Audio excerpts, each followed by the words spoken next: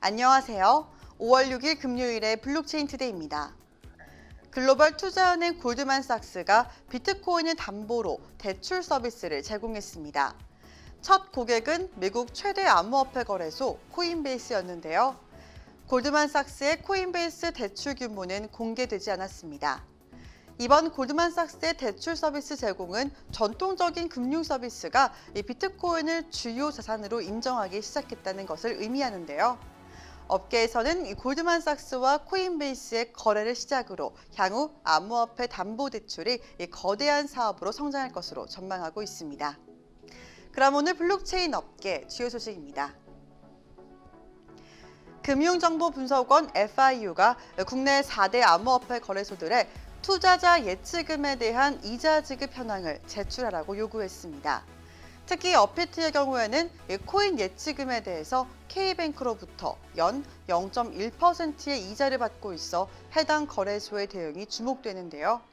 현재 업비트를 제외한 다른 3개 거래소들은 실명 계좌 발급 계약을 맺은 은행과 0% 이율로 계약을 맺은 상태로 은행 측은 거래소의 이자 지급 없이 예치금 보관만 하는 구조입니다. 이로 인해 업비트의 고객 예치금 이자에 대한 논란은 커지고 있는데요. 업비트 관계자는 수신 취급업이 아닌데 고객에게 이자를 지급할 법적 근거가 없고 오히려 임의로 보관된 금액에 이자를 지급하면 유사 수신업으로 분류돼서 형사처벌을 받을 수 있다고 해명했습니다. 정부공직자윤리위원회가 금융감독원 수석조사역에 빗썸코리아 감사실장 취업이 가능하다고 판단했습니다. 공직자윤리위는 이를 포함해 지난달 말 진행했던 퇴직공직자 취업심사 69건의 결과를 공개했는데요. 공직자윤리위는 올해 3월 금감원에서 퇴직하고 또 이달부터 빗썸코리아 감사실장으로 취업하겠다고 요청한 직원에게 취업 가능 판단을 내렸습니다. 이 직원이 퇴직 전 5년간 소속돼 있던 업무와 취업 예정이었던 빗썸 사이에 공직자윤리법 제17조 제2항이 규정하는 업무 관련성이 전혀 없다고 판단했기 때문입니다. 반면 기존 소속기관과 취업 예정 기관 사이에 밀접한 업무 관련성이 있다고 본 3건에 대해서는 취업 제한 결정을 했습니다. 또한 사전에 취업 심사를 거치지 않고 임의로 취업한 8건은 관할 법원에 과태료 부과를 요청했습니다. 카카오가 싱가포르에 설립한 크러스트 유니버스가 신규 사내 독립기업을 설립하고 자체 디파이 서비스 개발에 돌입했습니다. 그동안 블록체인 관련 기업과 프로젝트에 투자만 했던 것과는 사뭇 다른데요. 업계에 따르면 카카오 크러스트 유니버스 내에 아웃라이어 CIC가 설립된 것으로 확인됐습니다. 아웃라이어는 탈중앙형 웹3에 기반한 디파이 서비스를 개발하고 있는데요. 암호화폐 시장 참여자뿐 아니라 일반 이용자들도 쉽게 이용할 수 있는 아주 대중적인 금융 서비스를 개발하는 것을 목표로 합니다. 카카오 크러스트가 이 CIC를 설립하고 디파이 서비스 개발에 나선 것은 클레이튼 생태계를 확장하기 위함인데요. 카카오 크러스트는 그동안 블록체인 스타트업이나 개발사 투자에 집중해왔던 것과는 달리 내부 사업의 확장을 위해서 CIC를 설립하고 다양한 사업을 추진할 계획이라고 밝혔습니다. 국내 NFT 프로젝트들이 카카오의 블록체인 플랫폼 클레이튼을 떠나고 있습니다. 메타콩즈는 최근에 이 프로젝트가 기반으로 삼고 있는 체인을 클레이튼에서 이더리움으로 옮기기로 했는데요. 지난달 30일부터 이달 3일까지 나흘 동안 NFT 홀더들을 대상으로 체인 변경 찬반 투표를 진행했는데 무려 96.7%가 체인 변경에 찬성하면서 이더리움으로 체인을 변경했습니다.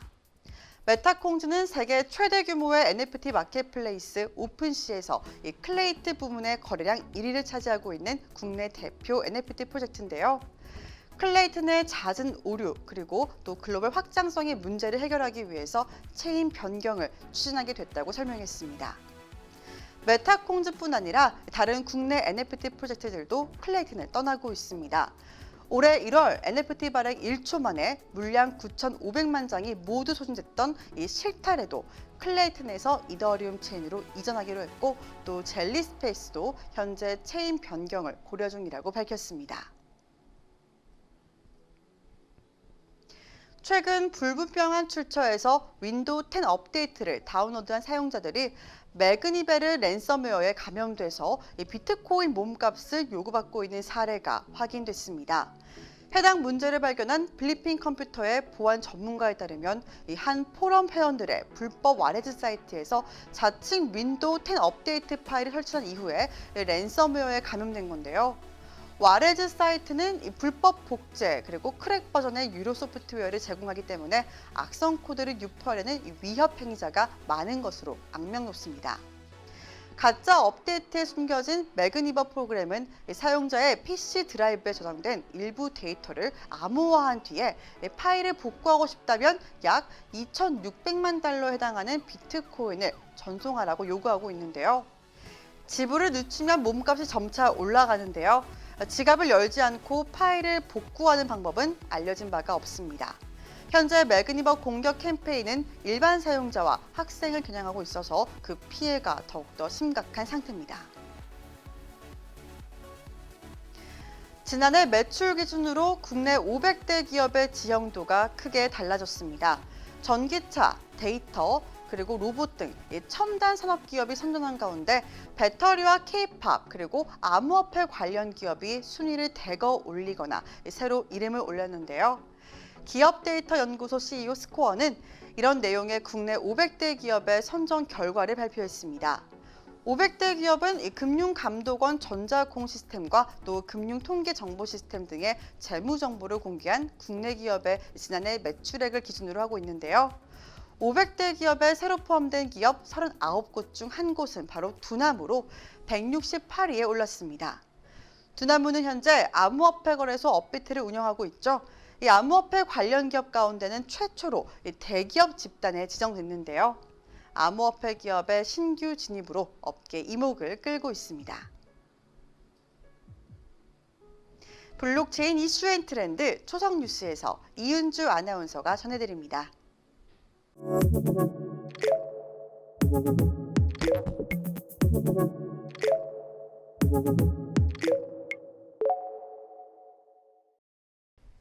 블록체인 업계 화제 뉴스를 초성으로 알아보는 초성 뉴스 시간입니다.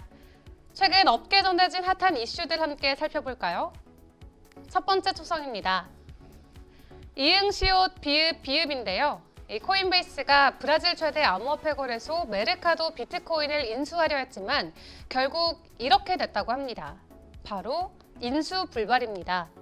이 코인베이스 측은 성명을 통해 브라질 시장에 전념하고 있고 현지 내 기술 역량과 비즈니스 리더십을 갖추고 있는 중이라고 밝혔지만 메카르도 비트코인 모기업 2TM 측은 이에 대한 논평을 거부했습니다. 앞서 3월 코인리스는 이 브라질 매체 보도를 인용해서 코인베이스와 2TM은 지난해부터 인수 협상을 진행 중이고 이르면 4월 말 인수 소식이 발표될 수도 있다라고 전한 바가 있었죠. 결국 양측 간의 인수 협상은 무산으로 돌아간 듯하네요. 두 번째 초성입니다. 디귿, 비읍, 디귿, 치읓입니다.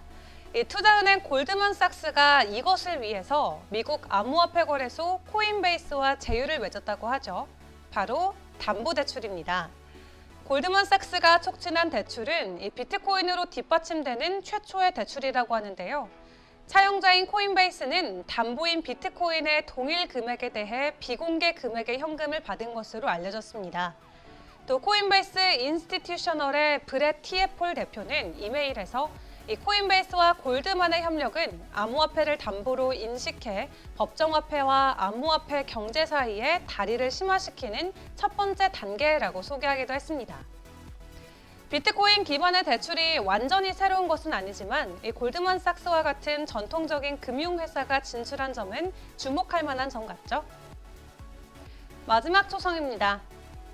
COT읕 비읍 COC입니다. 한국에서 가장 사랑받는 프랜차이즈 커피 전문점이죠. 바로 스타벅스인데요. 스타벅스가 올해 말 커피 아트와 스토리텔링에 기반한 첫 NFT 컬렉션을 출시하고 멤버십과 커뮤니티를 시작할 계획이라고 공식 사이트를 통해 밝혔습니다. NFT 컬렉션 발행을 위해서 타 브랜드와 글로벌 수준 파트너십을 할 예정이라고 하는데요. 스타벅스는 NFT가 충성 고객 유입, 독특한 경험 제공, 또 커뮤니티 구축 등에 대한 광범위한 잠재력을 가지고 있다고 믿는다면서 이는 많은 사람들에게 혜택을 제공할 뿐 아니라 스타벅스의 기존 디지털 플랫폼을 보완해서 새 유형의 디지털 생태계를 구축하도록 할 것이라고 밝혔습니다. 앞서 최근 CEO로 복귀한 하워드 슐츠 스타벅스 창업자가 올해 안에 NFT 사업을 시작할 것이라고 밝힌 바 있었죠. 역시 하워드 슐츠의 행동력 여전히 돋보이는 것 같죠? 지금까지 초성 뉴스 이은주였습니다. 비트코인의 채굴량이 전 세계적으로 1,900만 개를 넘었습니다. 비트코인은 총 발행 개수가 2,100만 개로 정해져 있죠. 이제 남은 개수는 비트코인 200만 개 정도인데요. 때문에 업계에서는 이 같은 속도와 방식이 유지된다고 했을 때 마지막 비트코인 채굴 완료 시점은 2140년 무렵이 될 것으로 예측했습니다. 자세한 비트코인의 시황과 차트 분석은 정오의 블록체인 투데이 플러스 통해서 함께 알아보겠습니다. 그럼 소통의 시간에 함께 할게요. 안녕.